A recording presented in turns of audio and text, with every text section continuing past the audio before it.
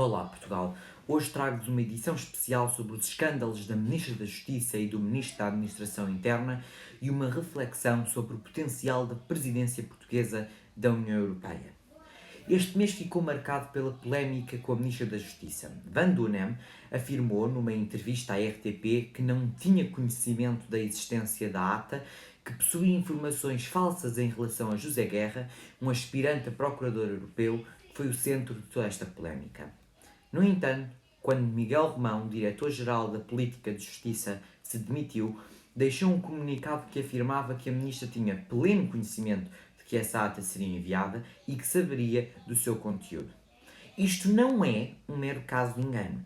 A nossa credibilidade no estrangeiro ficou seriamente comprometida, pondo em causa o sucesso da presidência portuguesa da União Europeia. Isto até faz parecer que não há pessoas qualificadas em Portugal e que precisamos de forjar currículos para arranjar candidatos de jeito.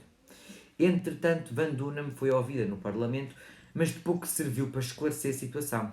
Para além disso, quando a ministra diz que pensou demitir-se, está a assumir um papel de vítima que, penso, não a ajudou em nada. Até me leva a pensar que se calhar estava deprimida e que, por ter culpa, quis demitir-se. Por falar em escândalos por parte do governo, tivemos também um com o Ministro da Administração Interna, Eduardo Cabrita. Começo a pensar que este governo é tão grande que Costa já nem consegue controlar os seus ministros. Ou talvez será ele a dar as diretivas. Penso que este governo deveria ser alvo de uma investigação séria para detectar eventuais fraudes que nestas últimas semanas têm-se revelado tão frequentes. O caso do CEF é um embaraço nacional. Um cidadão ucraniano a ser torturado num país democrático. Mas o que é que se passa com este país? Como é que as pessoas continuam a confiar em governos que se revelam tão desonestos? Ainda esta semana saiu uma sondagem que mostra que 58% dos portugueses têm confiança no governo de Costa.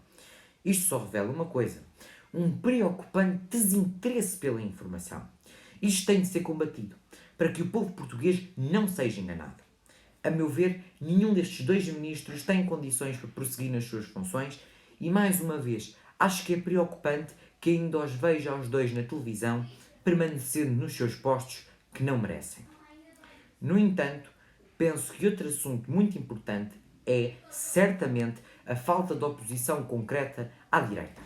Temos o Chega, cujo deputado conseguiu, na votação relativa ao novo banco, votar das únicas 3 maneiras possíveis, o que significa que nunca saberemos se ele é apoio ao governo ou não. Mas uma coisa nós sabemos: André Ventura é um populista cuja agenda tem como principais objetivos a autopromoção e a destruição dos nossos valores democráticos, que tanto nos custaram a atingir. O CDS vê-se reduzido ao partido do táxi e nas próximas eleições talvez ao partido do Smart, pois o seu número de deputados vai reduzir-se para metade.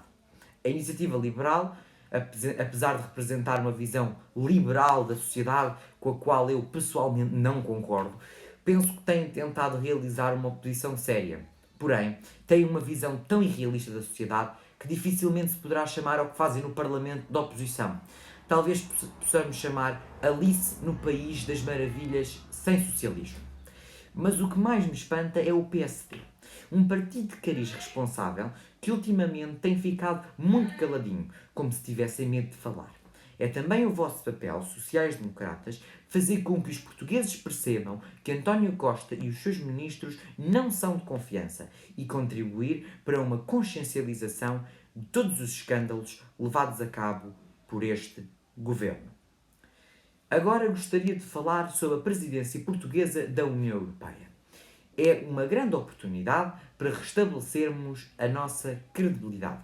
Uma oportunidade para sermos os principais responsáveis pela recuperação económica pós-Covid e também para darmos continuidade ao processo de vacinação iniciado durante o mandato de Merkel, que penso ter sido um excelente mandato ao qual nós não vamos conseguir corresponder tão facilmente. António Costa tem, perante si, um dos maiores desafios da sua vida. Tem de aprender a ser uma força unificadora, não divisora. Sei que para o nosso atual Primeiro-Ministro isto pode ser uma tarefa difícil, mas dificilmente poderá ser de outra maneira. Temos de viver à altura dos nossos ideais e promover a igualdade, lutar pelos direitos humanos, mesmo nos países em que esse assunto não é muito popular. Pôr todos os países da União Europeia no mesmo ritmo de desenvolvimento e contribuir para uma maior coesão. Portanto, realço mais uma vez, a principal prioridade deve ser concluir o processo de vacinação. Mas não nos esqueçamos dos outros desafios que nos enfrentam. Não nos esqueçamos de aproveitar a presidência de Biden para reestruturar as relações entre os Estados Unidos e a Europa que Trump destruiu durante os seus 4 anos na Casa Branca. Por um Portugal com futuro, muito obrigado e até breve.